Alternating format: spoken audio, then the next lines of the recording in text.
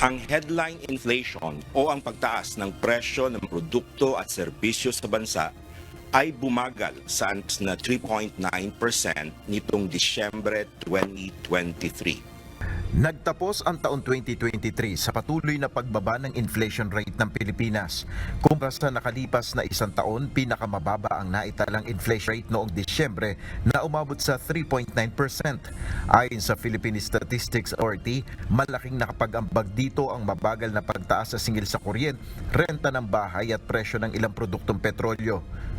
Ang nag-ambag ng malaki sa pagbaba ng inflation ng housing, water, electricity, gas, and other fuels ay ang mas mabilis na pagbagsak ng presyo ng kuryente na may negative 7.8% inflation.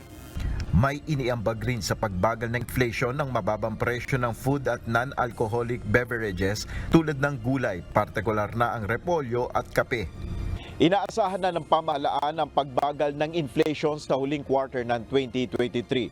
Sila nito hindi pa rin ito kampante kahit na naitala ang patuloy na pagbagal ng inflation rate.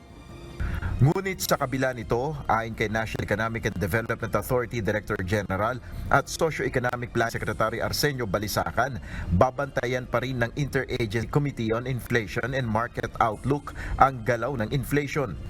Kung kinakailangan anya ay muli silang magpapanukala ng pagbabago sa ipinapataw na taripa sa ilang produkto tulad ng bigas, mais at karne ng baboy.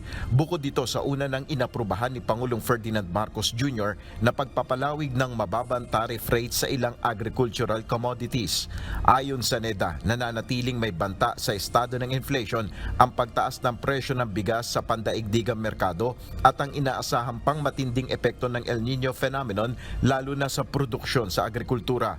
Ayon sa isang tindero sa trabaho market sa Sampaloc, Maynila, may bahagyang pagbaba sa presyo ng ilang bilihin tulad ng mantika at asukal kumpara sa nakalipas na taon. Sa mantika, bumaba na ng 50 pesos sa isa balde.